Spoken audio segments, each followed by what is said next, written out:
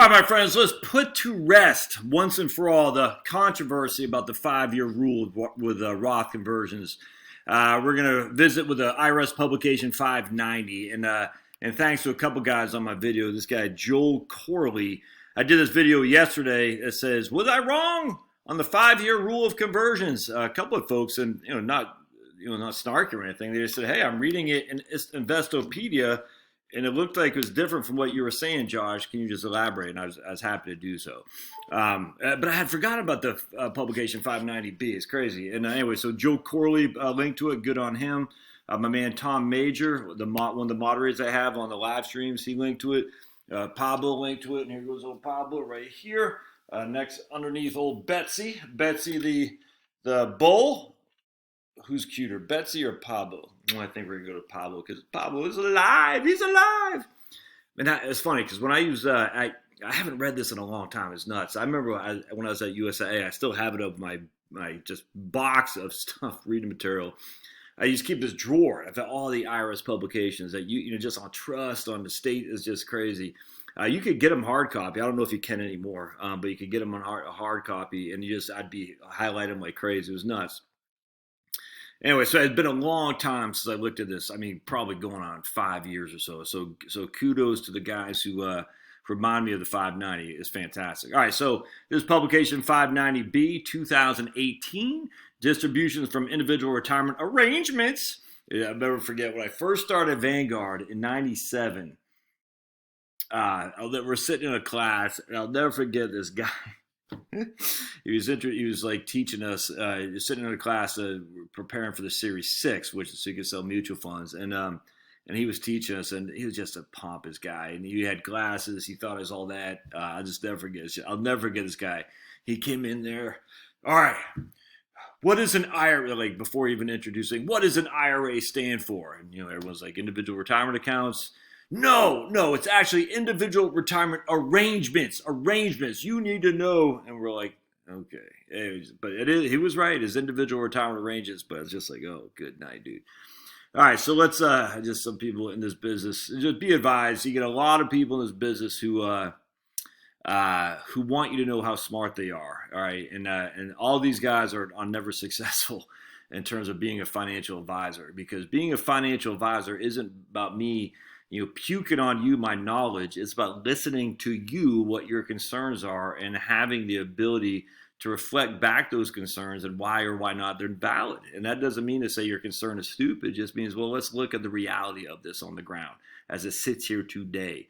But I need to hear you first as the advisor. Just you budding advisors out there, no one cares how much you know. It does not matter. And I was watching my man Meet Kevin yesterday on a video. He's like a Grant Stephen Jr., if you will. And he talked about real estate.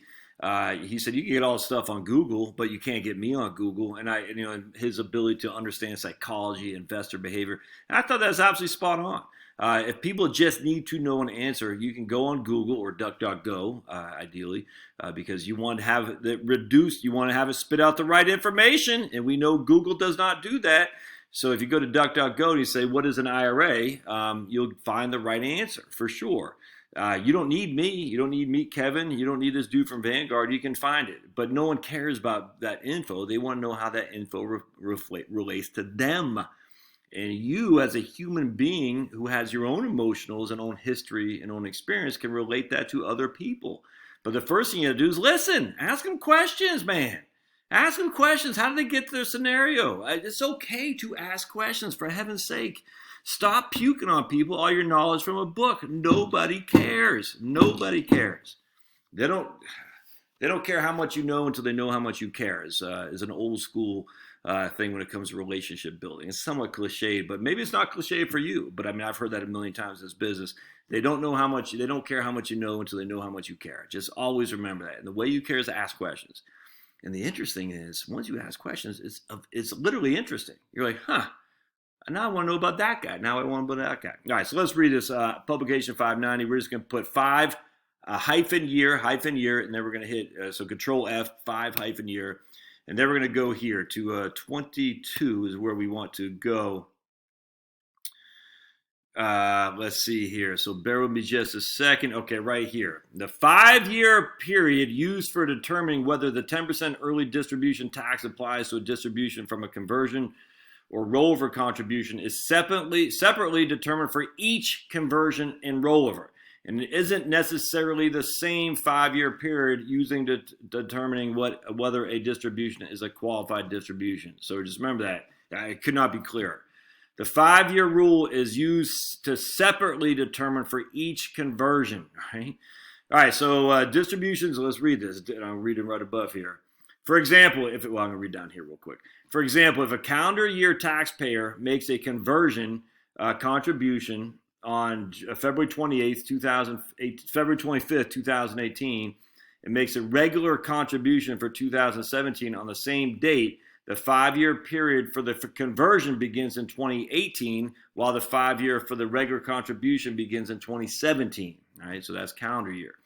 Distributions of conversion and certain rollover contributions within the 5-year period. If within the 5-year period starting with the first day of your tax year in which you convert an amount from an IRA or rollover, you take a distribution from a Roth, you may have to pay the 10% additional tax on early distributions. You generally must pay the 10% additional tax on any amount attributable to the part of the amount converted or rollover, the conversion or rollover contribution that you had included in income. A separate 5-year rule applies to each conversion and rollover. I cannot stress that enough. A separate 5-year rule applies. So you can't say, and look, I thought I was going to do this as well back many moons ago. Like I said, yes, I was just going to convert my 100,000, whatever I had, when I left Vanguard to Schwab. When I left Schwab, you know what I'm saying? And then I was just going to pull the money out after, because I've had the account since 1997 when Bill Clinton first signed it, the Roth IRA from Bill Roth, the old Republican senator from Delaware. And I was just going to basically say, okay, I'm going to open my account in 1997, fast forward till I leave USA in 2017. I'm going to roll over everything, convert everything in 2018 when I wasn't expecting to make any money. But because my IRA, my Roth had been open for 21 years, I could have all access to it penalty-free, or I would have access to my contribution amount, my principal, without a penalty, because I already paid tax on that, and the 5-year rule had gone away because I had open for over 5 years, if that makes sense. The answer is unequivocally no. No. Each conversion has its own 5-year rule. And on top of that, because I'm under the age of 59 and a half, not only would I have had to pay tax on any gain I had, but I have to pay penalty too, because as a qualified distribution or premature distribution, because I was under the age of 59 and a half. Hope that makes sense. So just always remember, always remember, you got to think, are you over 59 and a half or are you under 59 and a half? To get that settled. If you're under 59 and a half, you're going to have premature distributions for sure. That's just a fact. Not on Roth contributions, but on conversions for sure. If you're over the age of 59 and a half, you won't have premature distributions because you're over the age of 59 and a half. But with us qualified, i.e. with us taxable, each Roth conversion has its own 5-year period. All right, I hope this helps. We'll close this on this once and for all. I'll put a link in the show notes to this right here. Yeah, but I tell you, man, it's not that hard to read, actually. Believe it or not, there's a lot of good stuff in here. Not hard to read, and they give a lot of good examples. I have forgotten all about this, so it's good stuff. I appreciate you all being here, and this is why I have the best audience, because people share with me knowledge that I had either forgotten or I wasn't aware of, and good stuff. So thanks, guys.